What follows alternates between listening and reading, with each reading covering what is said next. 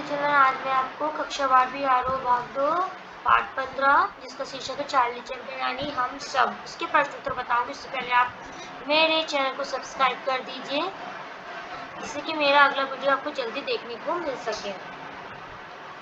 पहला क्वेश्चन है, लेखक ने ऐसा क्यों कहा कि अभी चैंपियन पर करीब 50 वर्षों तक काफी कुछ कहा जाएगा।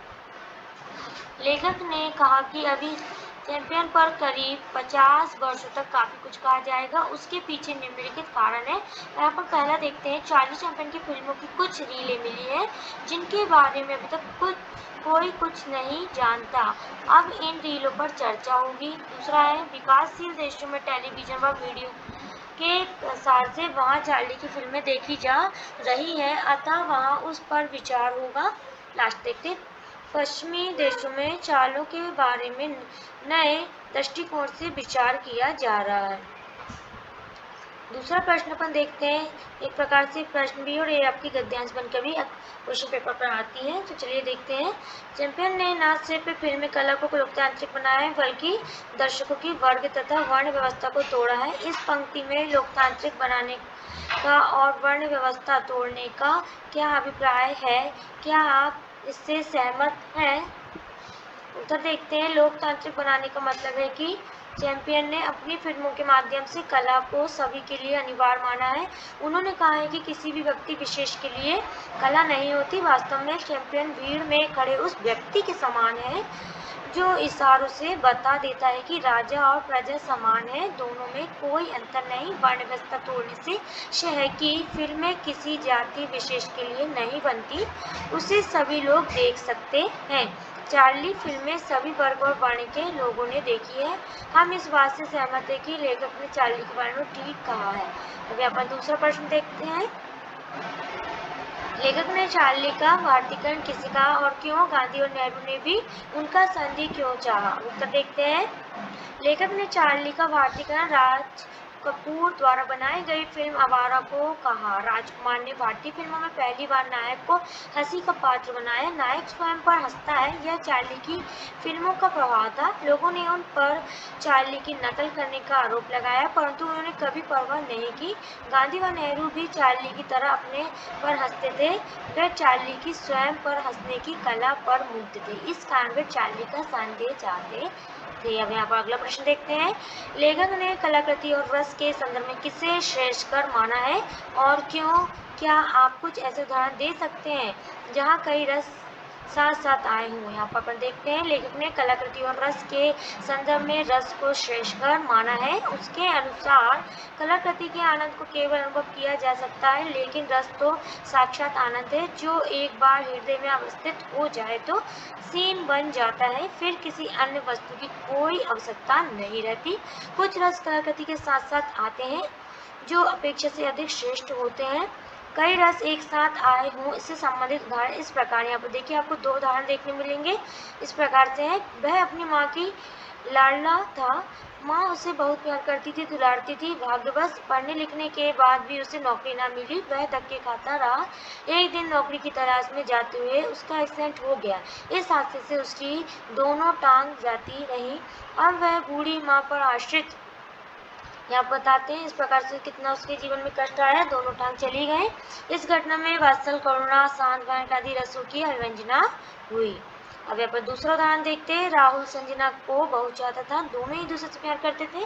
जब शादी की बात चली तो संजना के पिता ने इनकार कर दिया। राहुल गम में डूबकर शराब पीने लगा। एक दिन इसी शराबी हालत में एक ट्रक ने उसके पर कच्चे उड़ा दिए और वह मर गया। यह खबर सुनकर संजना भी पागल हो गई, वह विधवा का साथ जीवन जीने लगी। यहाँ बताते हुए विधवा से जीवन जीने लगी, जीवन भर शादी न करने का उसने निर्णय ले लिया। इस घटना में श्रृंगार रस के दोनों पक्षों का चित्रण हुआ है, साथ ही करुणा का रस भी आए हैं। इस प्रकार से दो उदाहरण समाप्त होते हैं।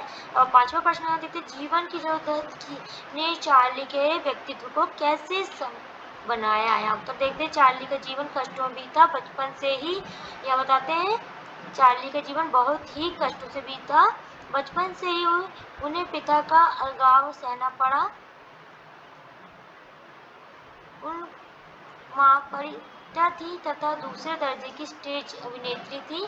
भयंकर गरीब और माँ के पागलपन से भी उन्हें संघर्ष करना पड़ा। चार्ली को बड़े पूंजीपतियों व संपत्तियों ने बहुत दुत्कारा, अपमानित किया। इन जटिल परिस्थितियों से संघर्ष करने की प्रवृत्ति ने उन्हें घुमंतु चरित्र बना दिया। उन्होंने बड़े लोगों की सच्चाई नजदीकी से दिखाई तथा अपनी फिल्मों में उनकी गरिमा दशा दिखाकर उन्हें हंसी का पात्र बनाया। चौथा प्रश्न देखते हैं, चार्ली चैप्लिन की फिल्मों में निहित सी करुणा हास्य का संदेश भारतीय कला और सौंदर्य शास्त्र की में क्यों नहीं आता? तो देखते हैं, चार्ली चैप्लिन की फिल्मों में करुणा का हास्य में बदल जाना एक रस सिद्धांत की तरह था जो शायद भारतीय फिल्मों में कभी भी न आ पाए। हमारे यहाँ बधाई परंपरा अथवा परिपाटी है। जो अभिनेता जैसा अभिनय कर रहा है वह उसी इमेज में कैद होकर रह चाहता है। करुणा भी भरी है तो अंत तक वही रस रहेगा। करुणा और हास्य का मिश्रित हो जाना या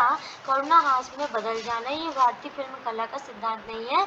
हाँ, राज कपूर जी ने अवश्य यह साहस किया था, लेकिन उनके आलोचक भी अचानक बढ़ गए थे। यहाँ सातवां प्रश्न को देखते हैं, चार्ली सबसे ज्यादा स्वयं पर कब हंसता?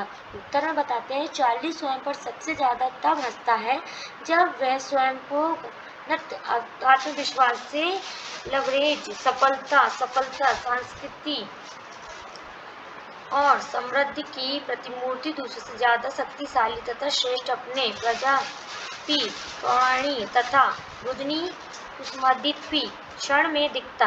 ऐसे समय में वह स्वयं को हास्य का आलम्बन बनाता है। मान्य महत्वपूर्ण प्रश्न है जो आपकी इम्पोर्टेंट है।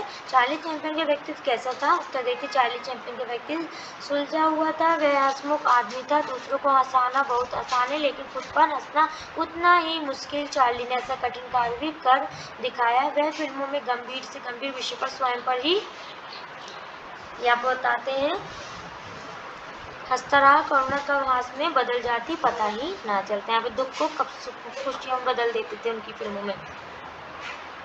अब अगला प्रश्न देखते हैं, मेकिंग एम लिविंग फिल्म की विशेषता बताइए। मेकिंग एम ए लिविंग की सबसे बड़ी विशेषता तो यही है कि इसमें अभी 75 वर्ष पूरे किए हैं। कौन शताब्दी से उनकी फिल्म दुनिया के सामने है। यह फिल्म 5 पीढ़ियों को मुक्त कर चुकी है। इनकी लोकप्रियता आज भी ज्यों की त्यों बनी हुई है। यह फिल्म न केवल फिल्म जगत की बल्कि चार्ली चैप्लिन के जीवन में भी मील का पत्थर साबित हुई है। यहाँ पर अगला प्रश्न देखते हैं, चार्ली चैप्लिन की छवि कैसी थी? उत्तर में, फिल्मों में चार्ली चैप्लिन की छवि एक टर्म की थी। वह कई रूपों में हमारे सामने आया, किंतु वह सबसे ज्यादा प्रिय तभी लगा जब वह फिल्मों में बुद्धू, खानाबदोश या आवारागर्द बना। इन भूमिकाओं ने उसे प्रत्येक वर्ग के आदमी से जोड़ दिया। इन रूपों की जीवंत भूमिका ने उसे विश्व में लोकप्रिय कलाकार बना दिया। चार्ली चैप्लिन अब अभिनेता न रहकर टर्म बन चुका था, यही उसकी लोकप्रियता थी। अब चौथा प्रश्न देखते हैं, यहाँ पर चार्ली के जीवन पर किस घटना का प्रभाव ज्यादा था? उत्तर में, चार्ली के जीवन को एक घटना ने बहुत प्रभावित किया।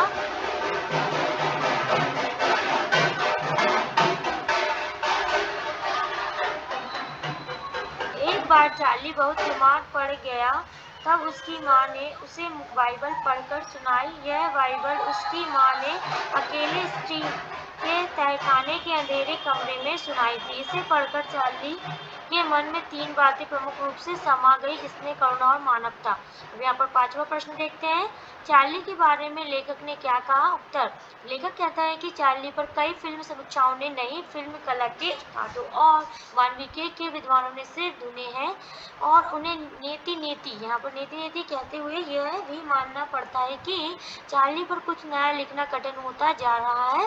दरअसल सिद्धांत कला को जन्म नहीं देते, कला स्वयं अपने सिद्धांत या तो लेकर आती है या बाद में उन्हें गढ़ना पड़ता है। करोड़ों लोग चार्ली को देखकर अपने पेट दुखा लेते, वे स्वाभाविक रूप से हंसने को मजबूर हो जाते हैं। बताते हैं, अगला प्रश्न देखते हैं, चार्ली की फिल्मों के बारे में परिचय दीजिए। उत्तर में, चार्ली ने अपने जीवन में कई फिल्मों में काम किया। उन्होंने फिल्म जगत में बहुत योगदान दिया। चार्ली चैप्लिन ने गए living Metropolis, the cabinet of doctor Caligari, the seal last year in ward, the sacrifice the tramp आदि में काम किया। इस प्रकार से इस फिल्मों में उन्होंने यहाँ पर उन्होंने काम किया। 7वां प्रश्न देखते हैं, चार्ली की फिल्में भावनाओं पर टिकी हुई हैं, बुद्धि पर नहीं। चार्ली चैंपियन यानी हम सब पाठ के आधार पर स्पष्ट कीजिए। उत्तर है चार्ली की फिल्में भावनाओं पर टिकी हुई हैं, बुद्धि पर नहीं। उनकी Metropolis the cabinet of doctor Caligari या कैलिगरी द फिल्में दर्शकों से एक उच्चतर एहसास की मांग करती हैं। उनकी फिल्में हर वर्ग के लोगों को पसंद आती हैं। उनकी फिल्मों में पागल खाने के मरीज, विकल मस्तिष्क वाले तथा आइंस्टाइन जैसे महान प्रतिभा वाले व्यक्ति तक कहीं एक स्तर पर और कहीं सूक्ष्मतम रसास्वादन के साथ देखे सकते हैं। यहाँ पर 8वां प्रश्न अपन देखते हैं, जीवन की जद्दोजहद में चार्ली के व्यक्तित्व को निखरी तो नानी की ओर से उन्हें कुछ अंशों में भारतीयता से मिलते जुलते संस्कार मिले, पाठ के आधार पर स्पष्ट कीजिए। अब तो देखते हैं, चार्ली चैंपियन की नानी खानाबदोश थी। ये खानाबदोश कभी भारत से ही यूरोप में गए थे, वहाँ इन्हें जिप्सी कहते थे। चार्ली ने भी घुमंतू जैसा जीवन जिया तथा फिल्मों में उसे प्रस्तुत किया। इस कारण उनके जीवन में भारतीय के संस्कार भी मिलते हैं। यहाँ पर 9वां प्रश्न देखते हैं, चार्ली चैंपियन के व्यक्तित्व की 3 विशेषताओं का उल्लेख कीजिए। उत्तर में चार्ली चैंपियन की अधिकांश फिल्में भाषा का इस्तेमाल नहीं करती, इसलिए उन्हें ज़्यादा से ज़्यादा मानवीय होना पड़ा। स्काई फिल्में पर कई बड़े बड़े कॉमेडियन हुए हैं, लेकिन वे चैंपियन की सार्वभौमिकता तक नहीं पहुंच पाए। चार्ली का चेहरा युवा होना या बच्चों जैसा दिखना एक विशेषता तो है ही, सबसे बड़ी विशेषता शायद यह है कि वे किसी भी संस्कृति को विदेशी नहीं लगते, यानी उसके आसपास जो भी चीज़ें, दंगे, खलनायक, दुष्ट औरतें आदि रहते हैं, वे एक सतत विदेश या परदेश बन जाते हैं और चैंपियन हम बन जाते हैं। बताते हैं। 10वां प्रश्न देखते हैं, बचपन की 2 घटनाओं ने चार्ली के जीवन पर गहरा व स्थायी प्रभाव डाला। उत्तर में चार्ली के जीवन पर 2 घटनाओं ने स्थायी प्रभाव डाला। पहली, बचपन में चार्ली का बीमार होना और उनकी मां के द्वारा ईसा मसीह का जीवन बाइबल से पढ़कर सुनते समय दोनों का एक साथ रो पड़ना। दूसरी घटना में एक कसाई के साथ से एक भेड़ का छुड़ाकर भागने की घटना। भेड़ को पकड़ने वाला कई बार फिसल कर गिरा, सड़क पर लोगों ने ठहाके लगाए, अंत में उस भेड़ को पकड़कर कसाई के पास ले जाया गया। भेड़ के संभावित भविष्य को देखकर चार्ली रोने लगा, वह मां के पास दौड़ा। इस घटना ने उनकी फिल्मों की दिशा तैयार की। त्रसदी और हास्यास्पद तत्वों का मेल है यहाँ बताया जा रहा है। 11वां प्रश्न देखते हैं, चार्ली चैंपियन का जीवन किस प्रकार हास्य और त्रसदी का रूप बनकर भारतीयों को प्रभावित करता है। उदाहरण सहित लिखिए। उत्तर देखते हैं, चार्ली चैंपियन का जीवन हास्य और त्रसदी के रूप में भारतीयों को प्रभावित करता है। चार्ली चैंपियन के असंख्य भारतीय प्रशंसक हैं। राज कपूर, दिलीप कुमार, देवानंद, अमिताभ बच्चन आदि कलाकारों ने उनकी नकल करने की कोशिश की।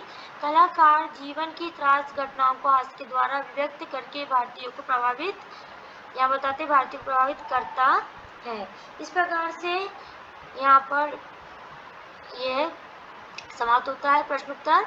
अगर मेरा ये वीडियो आपको पसंद आया तो आप मेरे चैनल को सब्सक्राइब कीजिए, लाइक कीजिए, कमेंट कीजिए, जिससे कि अगला वीडियो आपको जल्दी देखने मिले मेरे चैनल पर।